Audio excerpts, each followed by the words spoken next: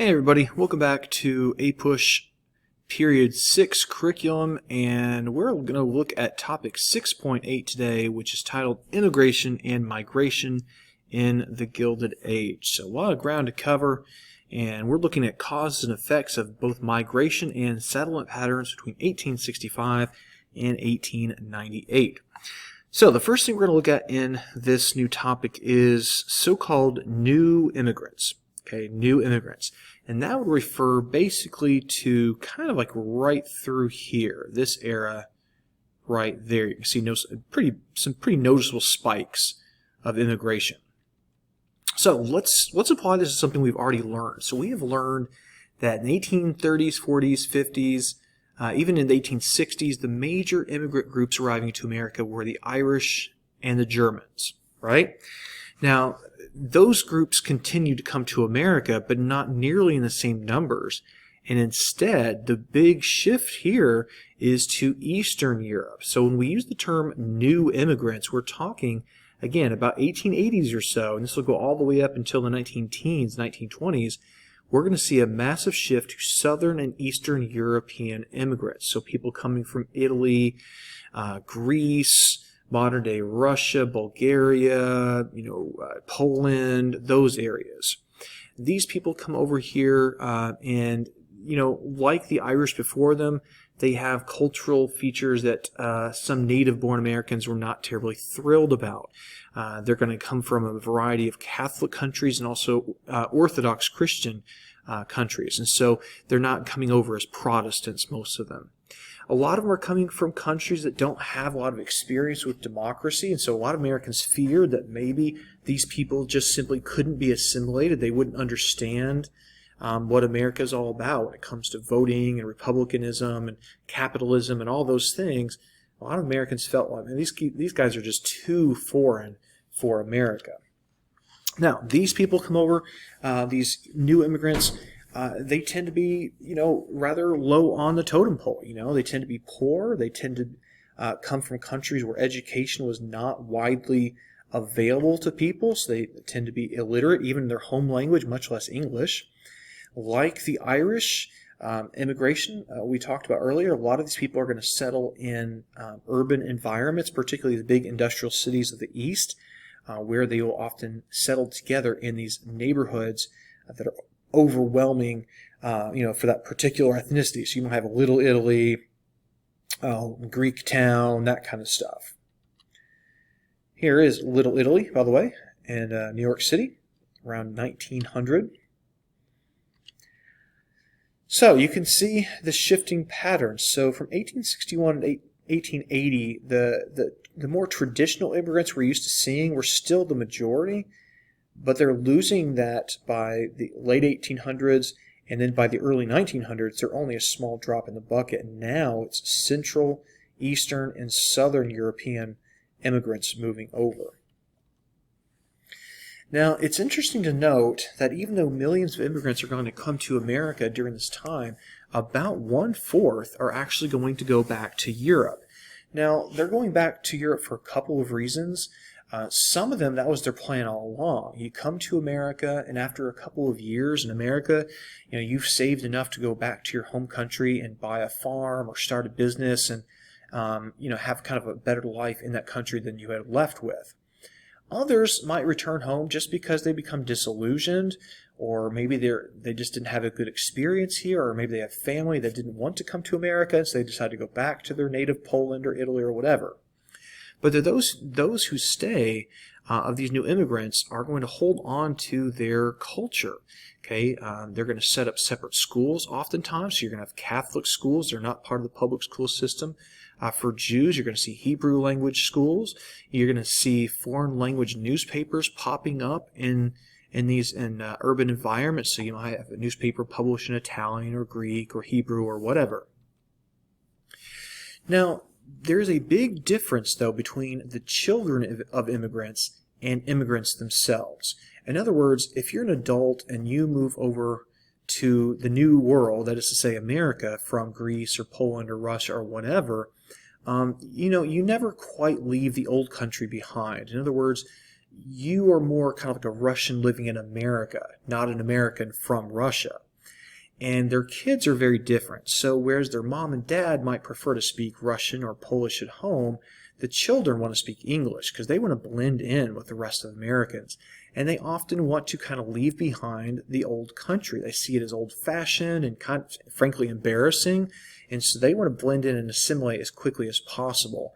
And so there's a little bit of a tension between parents and kids over this phenomenon. All right, now why are they coming to America anyways? That's a good question. Well, it's for a lot of the reasons we looked at this year.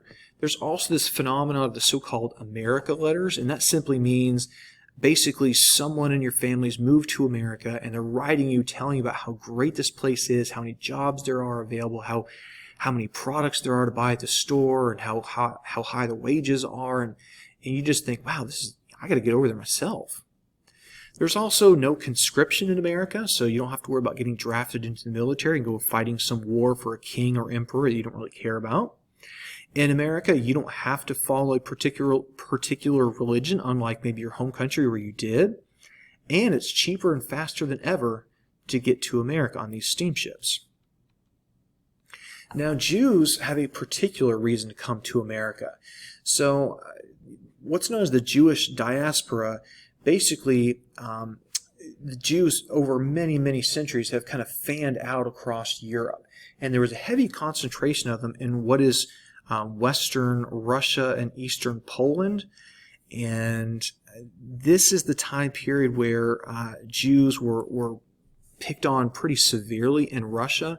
They had these things called pogroms, which were basically like mob attacks on Jews, where the government basically either looked the other direction or actively encouraged these attacks. And they were treated really, really badly. And so anti-Semitism drove a lot of Jews to simply leave and come to America, where they would settle in places like New York and Boston and Philadelphia and other Eastern Coast cities. Here's your political cartoon kind of expressing that. So you've got the Jewish guy here. He's being weighed down by oppression and assassination, murder, robbery, and so forth. And they're going to flee Russia. Right? There's Nicholas II getting I think that's supposed to be Nicholas II anyways, getting a talking to by Teddy Roosevelt, like, stop oppressing your people. All right, the second big topic we're going to cover in this particular issue is growth of the cities. So we're going to focus on the rapid urbanization that's occurring between 1860 and 1900. You can see, it just literally doubles, basically, between those two segments of time. So what is actually attracting people to the cities? That's a good question. And the first, of course, is the job opportunities. There are certain jobs you can only get in a city that you couldn't get in some small town in the middle of Iowa or something. And so you're encouraged to move to the big cities just to have a financial incentive. Also, there are things in cities you wouldn't have in the little towns or rural areas. There's electricity in the big cities. There's phenomenon like indoor plumbing. Imagine that. You don't have to go outside anymore. You can just flush the toilet because you have a toilet. You've got telephones. You've got the music hall. You've got baseball teams. You've got movies. There's so many things that you wouldn't have access to unless you move to a big city. Now, in these cities at this time period, early 1900s, you would also see the rise of the department store. So a department store, of course, gets its name because it specializes in different departments. So in this store, you might have a women's clothing section, a children's clothing section, maybe a furniture section, whatever. What had been the domain of separate businesses are now all under one roof in different departments. Macy's would be a good example. That's still around, of course. Marshall Field's in Chicago. Check that out. Look at that business, right? And this is also going to provide some working class jobs for people, especially women. They're going to get a job for the first time outside the home, working in retail. And this really announces a new age of consumerism in America, an age that I frankly don't think has ended and probably never will, where mass production and advertisement encourage you to buy more and more and more. So here's Marshall Field's in Chicago. Check this out. What a place to go shopping, huh? Multiple floors, cool ceiling there. By the way, this is still used today as a shopping center in Chicago. Now, these cities are not without their problems, though. In fact, they've got a lot of them. One of them is anytime you have a lot of people who are frankly kind of poor and desperate, you're going to see crime, especially when they're packed in like sardines into these neighborhoods. And so you'd have, really awful crime problems, and especially because the police of the day really were not equipped to deal with this. Modern police forces, as we know it, really didn't exist back then. It was much more informal, and the police were, there was just never enough of them to actually maintain law and order. You would also see environmental threats like water pollution, garbage just laying around because no one's coming by to pick it up. Remember, this is a time period where cars are not yet dominant, so you have thousands and thousands of animals living in the city with people, which means you've got animal waste all over the place. And so the cities just, frankly, were filthy and stinky and not very healthy at all. Now, what's interesting about these industrial cities is the contrast you would see. So in certain parts of the city, you would see lush green parks where people are out taking their strolls, riding their bikes, feeding the ducks at the pond and all that kind of stuff. And then, 2 blocks away, you've got tenements full of poor, desperate immigrants living, just in horrific conditions. You've got the gleaming skyscrapers right next door to the rundown apartments. It's just it's an interesting mix of good and bad in these cities. All right, speaking of tenements, you may not even know what a tenement is. A tenement is a term we use for kind of these large, rundown, poor apartment buildings, rather. And they tended to be, multi-story affairs, 7, 8 stories, something like that. And they are really introduced in the late 1800s in the big cities, especially New York comes to mind. And you would have, large families back then, all kind of crammed into just 1 or 2 rooms. So it was a tight squeeze. This is called a dumbbell tenement, and it's probably the most famous example of a design for a tenement. And you can see there it's called a dumbbell tenement, of course, because of its shape. Kind of looks like a dumbbell weight. And you'd have basically one family here, one family there, one up here, and one down here. So, yeah, not a lot of privacy, not a lot of room to stretch your legs. It's pretty small and, wouldn't be a very comfortable existence. Again, several families sharing each floor, shoulder to shoulder. And this actually is something I think we can think to the modern day about.